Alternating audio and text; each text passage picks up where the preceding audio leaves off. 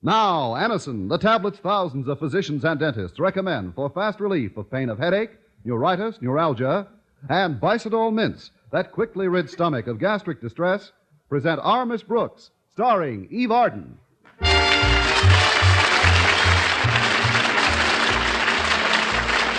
It's time once again for another comedy episode of Our Miss Brooks Transcribed. But first, here is something you should know if you ever suffer from the pain of headache, neuritis, or neuralgia. It is an incredibly fast way to ease the pain. It's Anacin, a way countless numbers of people have found superior. Anacin acts so promptly to relieve pain. Anacin is like a doctor's prescription. That is, Anacin contains not just one, but a combination of medically proven active ingredients in convenient tablet form. Thousands of persons have been introduced to Anacin through their own physicians or dentists. But today, these tablets are in such widespread use that all drug counters have them, and everyone can have the benefit of their incredibly fast action. So if you want to relieve the pains of headache, neuritis, or neuralgia, by all means try Anacin on this guarantee. If the first few Anacin tablets do not give you all the relief you want, as fast as you want it, return the unused portion and your money will be refunded. I'll spell the name for you, Anacin. Easy-to-take Anacin tablets come in handy boxes of 12 and 30 and economical family-size bottles of 50 and 100. Ask for Anacin at your druggist's today.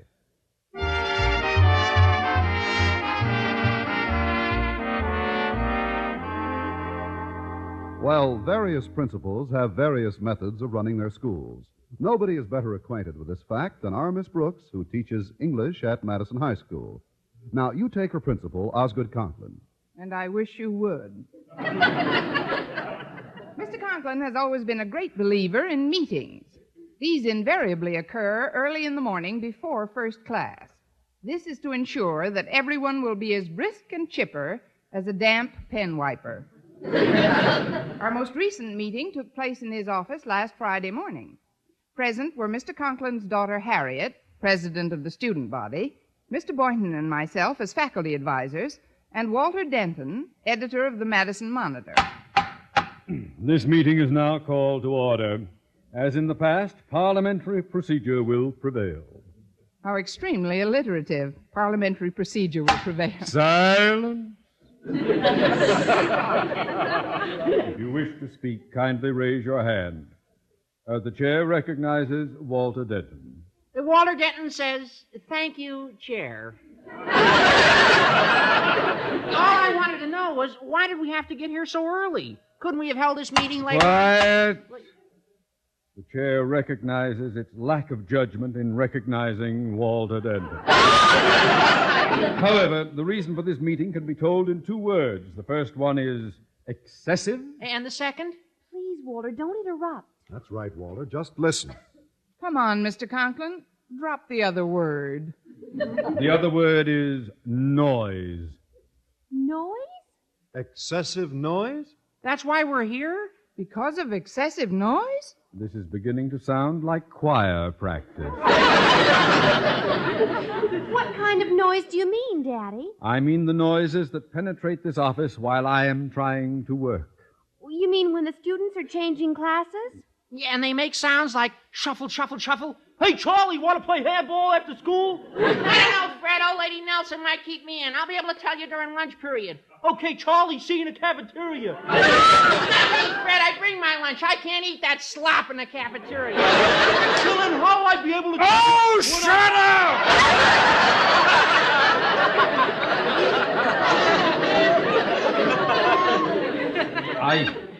I mean, the chair sees no cause for such graphic description, nor is this specifically the excessive noise to which we have reference. Well, then, what is it, sir? Is it the street noises that penetrate your office while you're trying to work? The street noises? Like honk honk, beep beep. Get that heap out of my way, Buster. Oh, quiet.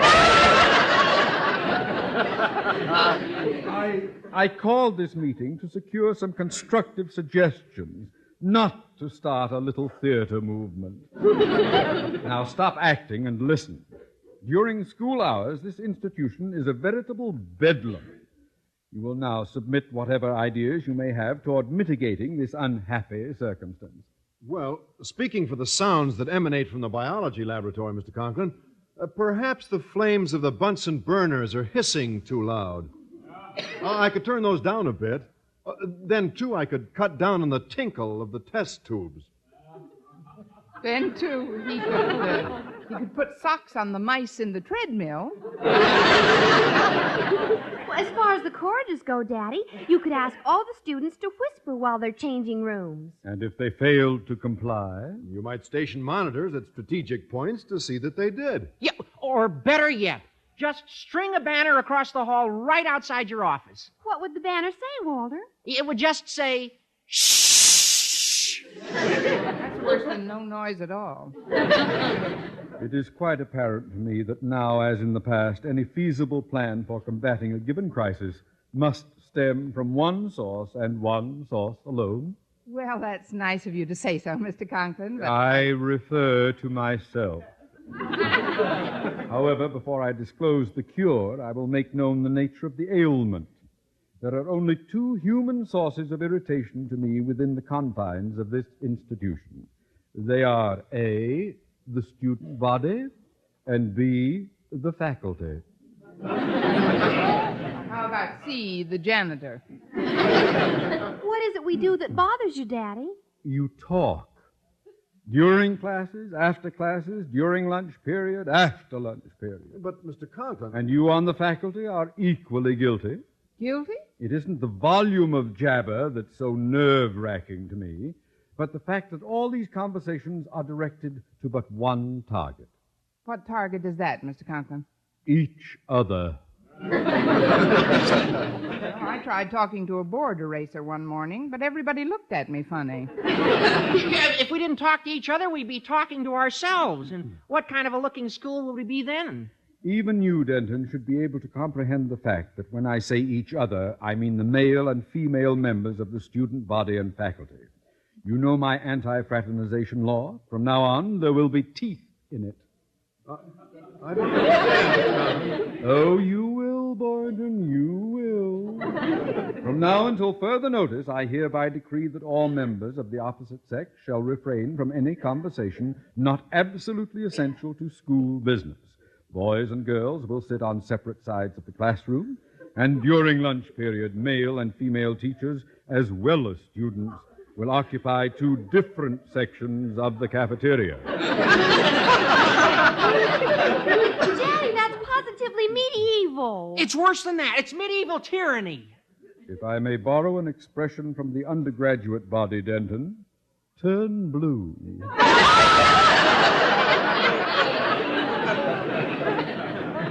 Just a minute, Mr. Conklin. May I say something to you? First, I'd like to say something to you. I wish you wouldn't. I don't look good in blue. That is, speaking for the faculty, sir, I'm afraid this edict of yours will be met with considerable resentment. The temper of the faculty doesn't concern me in the slightest, Miss Brooks. Needless to say, stringent punitive measures will be taken if anyone violates my order. But, sir, perhaps such stern measures won't be necessary. If you'll permit me to address the school assembly, I think I could get your point across by relating a humorous anecdote pertinent to the subject. A humorous anecdote, Mr. Boynton? Yes, sir. I told this story at a recent biology club meeting, and it was received with considerable enthusiasm by my fellow biologists. I bet they laughed so hard they dropped their frogs. Anyway, this story involved some extremely humorous characters. Their names are Timothy Sweeney, Patrick Clancy, and Seamus O'Houlihan. You see, it's about three Irish fellows. It's going to be about a bank teller in Dutch Guiana. Please, Miss Brooks, let Mr. Boynton finish. To be perfectly candid, when I discovered this anecdote in an old anthology of humor, it was couched in rather antiquated terms. However, by rephrasing it, I've brought it up to the minute. So, without further ado, here goes. One day, Sweeney, Clancy, and O'Houlihan were about to take a written examination preparatory to entering the police force. Now, see here, Begorra, O'Houlihan exclaimed with a merry twinkle in his Irish eye. I'm going to get the highest mark of anyone in the room. Now, what do you think of that? I don't know. What do you think of it? I'm not finished, Miss Brooks. When Sweeney heard that, he looked at O'Houlihan and, with a merry twinkle in his Irish eyes, declared, "Fiddle-dee-dee." Oh, that's Sweeney.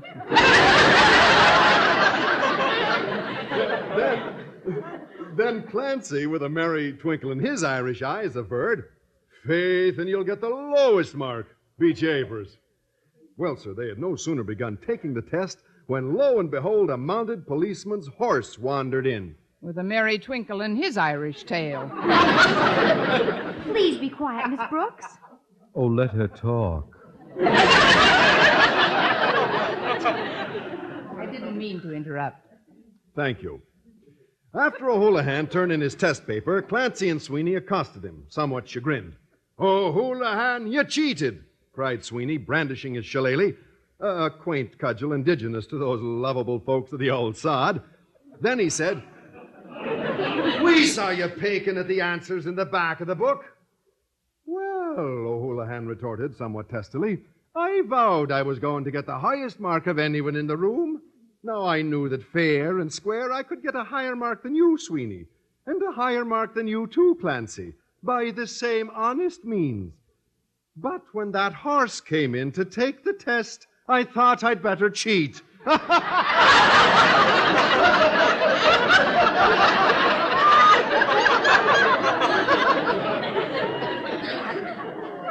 Don't you get it? I don't particularly want it.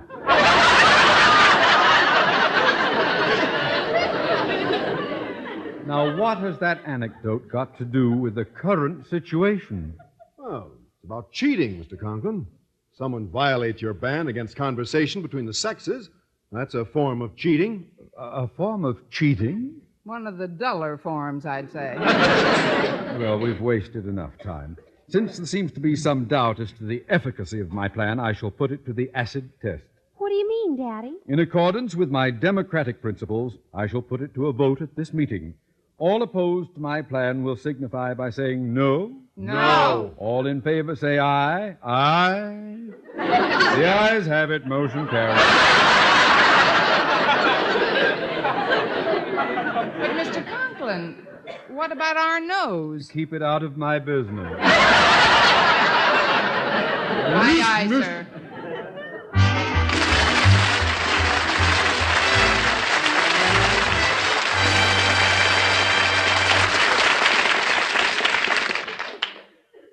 Friends, if you suffer from acid indigestion, I hope you didn't miss reading this wonderful news. A headline that says, "New mints, medically proven, quickly rid stomach of gastric distress."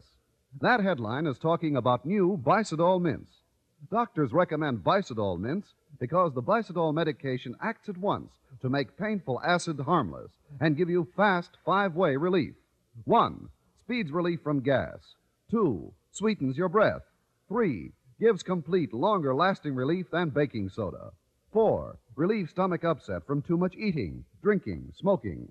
5. Lets you sleep when acid indigestion strikes at night. So don't suffer acid indigestion, heartburn, or gastric distress from excess acidity. Remember, new mints, medically proven, quickly rid stomach of gastric distress. And remember the name, Bisol mints. Bisodol. Get Bisol mints for fast relief.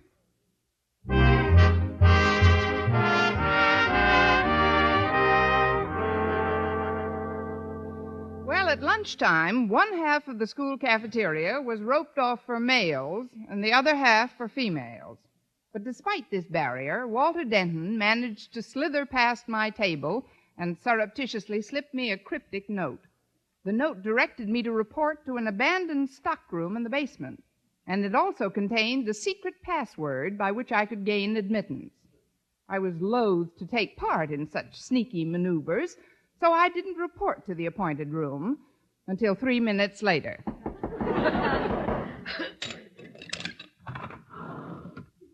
What's the secret password? Mr. Conklin is a schnook. Correct. Enter, friend. Well, what do you think of this old abandoned stockroom, Miss Brooks? I think we ought to abandon it. It's pretty stuffy, Walter. Well, you should have seen it before I cleaned it up. This room is my answer to Mr. Conklin's ban against conversation between the sexes. It's a secret meeting place in which a few choice male and female teachers and students may conversationally rendezvous during lunch period. Well, what do you know? A talk-legger. These are rather cramped quarters, Walter, but I must admit it's a good idea. Thanks. Now, about the rates. I charge 10 cents for the first 5 minutes. What? And 5 cents for each additional 3 minutes. Those are about the same rates you pay for a phone call. Yes, but the phone company provides a bigger booth. I'm sorry, Walter, but I'm not shelling out 10 cents just for some conversation. I also told Mr. Boynton about it. He'll be here any minute. Yeah, well, nevertheless, I don't intend... Here's my dime. Where do I sit? You just park any place you like. I'll get it. What's the password? Mr. Conklin is a schnook. Enter friend. I cleaned her from top to bottom, Mr. Boynton. How does she look? Miss Brooks always looks neat to me.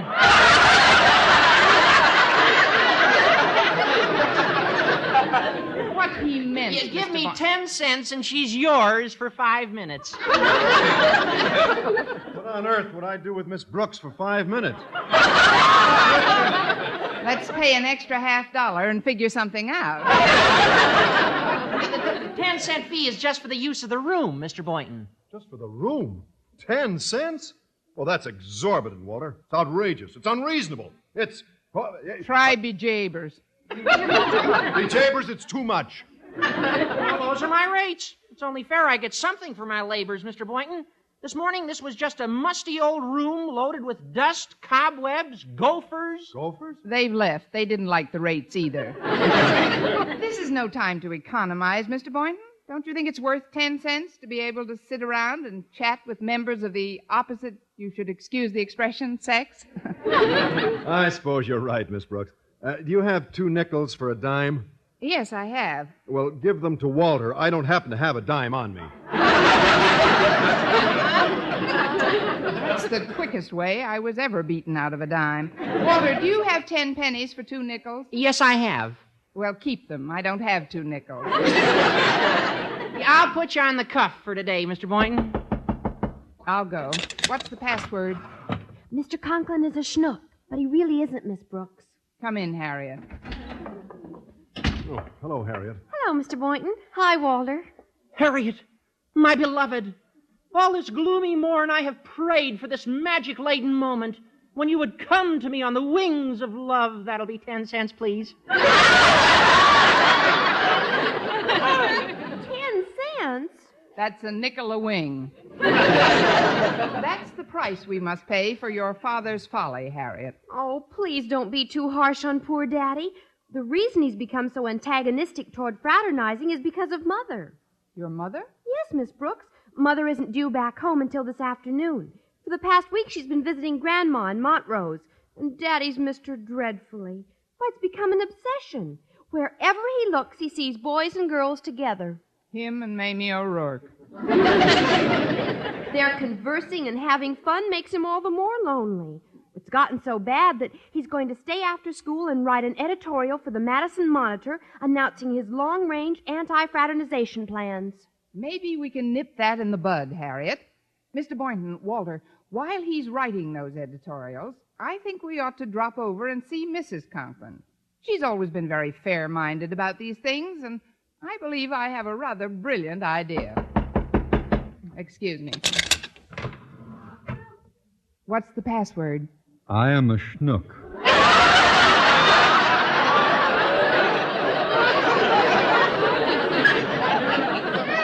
Oh, Mr. Conklin. Curiosity prompted me to read this unsigned, neatly typed note that I found in the cafeteria. Now then, will you open the door, Miss Brooks, or do your rules blackball schnooks over 40? Not at all, sir. Come right in. Daddy! Mr. Conklin. Yipe! So we have the start of a nice little cell, haven't we? Oh, you don't understand, Mr. Conklin. We know nothing about any notes you may have found. We came here merely to do some spring cleaning. Spring cleaning? Yes, sir. We decided that this room must be cleaned out immediately when we discovered that its inhabitants were behaving in a shocking manner and in flagrant violation of your anti-fraternizing rule. Just what do you mean by that, Miss Brooks? The boy gophers were holding hands with the girl gophers.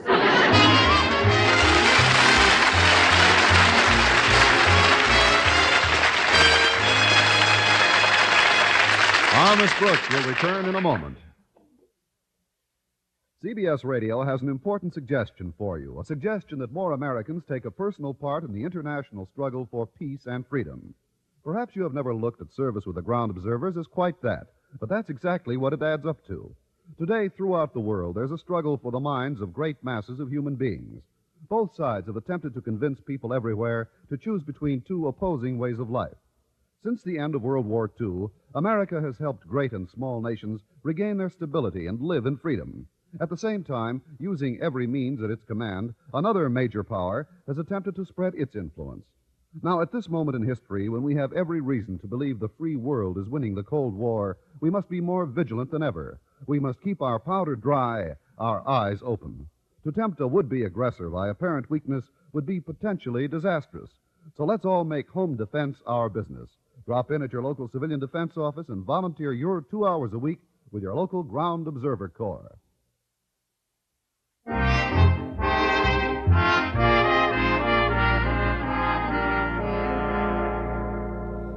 Well, with Mr. Conklin's rigid anti-fraternization rule, Madison High seemed like an occupied country under the heel of a conqueror's boot, rather than the charming, pleasant little prison it had always been. It was obvious something drastic would have to be done about the rule, and that night, with Mrs. Conklin's assistance, we set out to see if we could abolish it. I'll go lend a hand to Mrs. Conklin and Harriet in the kitchen, Miss Brooks. All right, Walter. And need any help setting the table, Mr. Boynton? I'm afraid I do. I'm not much good at this sort of thing. Would you give me a hand? Both. I mean, you're doing fine, I think, but you ought to set those shakers at the far end of the table. Oh, yes. Excuse me, Miss Brooks, but you're standing in the way. Unless you move, I'll have to squeeze past you. I know. Get going. It won't be such a tight squeeze, Mr. Boynton. Just try it for size. Oh, okay. I'll just get you. I'll never get through that way. Now, maybe if I slant my shoulders, I can get through. Oh, Miss Brooks, I'm stuck. So I was wrong. Kiss me.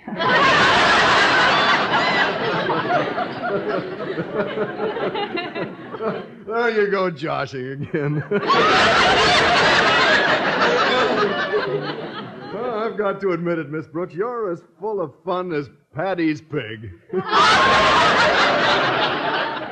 I'm as Irish as a barrel of monkeys. Well, dinner's almost ready, Miss Brooks. Any sign of Osgood? Not yet, Mrs. Conklin. Apparently, he's still working on those editorials at school. Oh, such nonsense.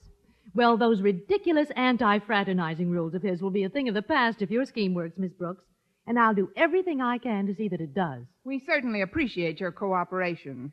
I'd better move those casserole dishes to the other side of Mr. Boynton. I'm busy mixing the salad, Miss Brooks. You'll have to walk around me. Sounds like a fascinating trip. Mother, Daddy's car just pulled into the driveway. Yeah, and he's got a big bouquet of roses. Oh, dear Osgood, he has missed me, hasn't he?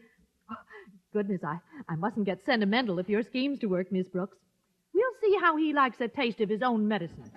Martha! Martha! You, my wandering lovebird! Your mate is home! Well, fly into the dining room, Osgood. Martha, come into my arms. Please, no fraternization. What? Miss Brooks, Boynton, Denton. Hi, Mr. Conklin. Long time no see. Be jabers. What is the unholy three doing here, Martha? We had no place to go, so Mrs. Conklin invited us to dinner. You see, sir, Mr. Boynton's apartment's being painted today. So is my house. Mine, too. Isn't that a coincidence? We made a deal with the same paint company. They only paint one day a week. On Friday. That's why they're called the Friday Paint Company. I see. Martha, if you'll step into the den with me where we can be alone. Sorry, Osgood, no fraternizing. Darling, what are you saying? I'm your husband. That's no excuse. Take off your hat, Osgood. Dinner's ready. But, lover girl, I've missed you terribly. Look, I've brought you flowers. Dump them in the salad bowl. I mean, get a vase, Walter. Now, let's have dinner before it gets cold, shall we? Dinner, yes. You sit down here, Martha. The seating arrangements are not up to you, Osgood. Since Miss Brooks has helped me to prepare this meal, I've asked her to take charge of serving it. She says she's learned some wonderful methods at Madison. Take over, Miss Brooks. Thank you. You are to be seated at the head of the table, Mrs. Conklin. Harriet, you'll sit to her right, and I'll sit to her left. Mr. Conklin? Yes? You're to have dinner in the kitchen. In the kitchen? With Mr. Boynton and Walter Denton. In this way, the males are separated from the females. Oh, but this is absurd. I haven't seen my wife in a week. This is the way you run things at school, Osgood, and you've got to practice what you preach. Now, into the kitchen with Walter and Mr. Boynton. But, sweetie pie... Come on, Dad, we'll have a ball. Oh, no.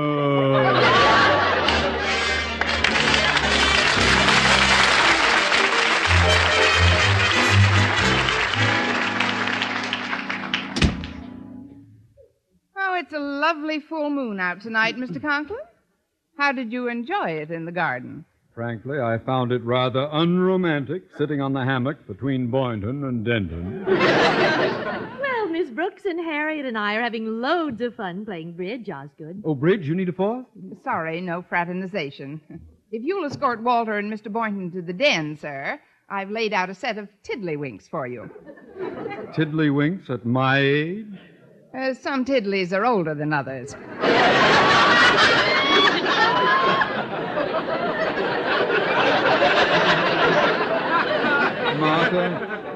Martha, I haven't been alone with you for 1 minute during this entire evening. It's almost midnight. Well, so it is, Osgood. And it's time we turned in. High time. Let us retire to our bedroom, Martha. Good night, Miss Brooks, Miss Boynton. You know their homes are being painted, Osgood. I've asked them to stay over with us. What? What are the sleeping arrangements to be, Miss Brooks? Well, there's only one feasible scheme. You'll sleep with Harriet and me in your bedroom, Mrs. Conklin. And you, Mr. Conklin, will sleep in Harriet's bedroom with Mr. Boynton and Walter. Oh, I will. Don't be rude, Osgood. It's an emergency. You mean I actually have to spend the night with Mr. Boynton and Denton? Not the night, Osgood. The entire weekend. The entire what end?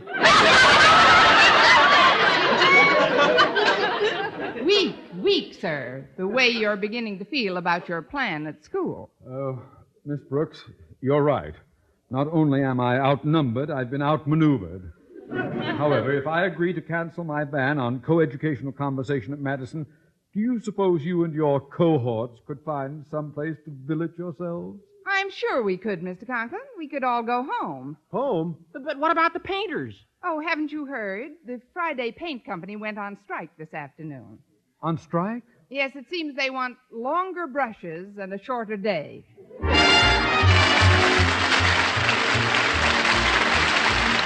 Our Miss Brooks, starring Eve Arden, transcribed, was produced and directed by Larry Burns, written by Joe Quillen and Al Lewis, with the music of Wilbur Hatch. Mr. Conklin was played by Gail Gordon. Others in tonight's cast were Dick Crenna, Bob Rockwell, Gloria McMillan, and Paula Winslow. Be sure to be with us next week for another comedy episode of Our Miss Brooks.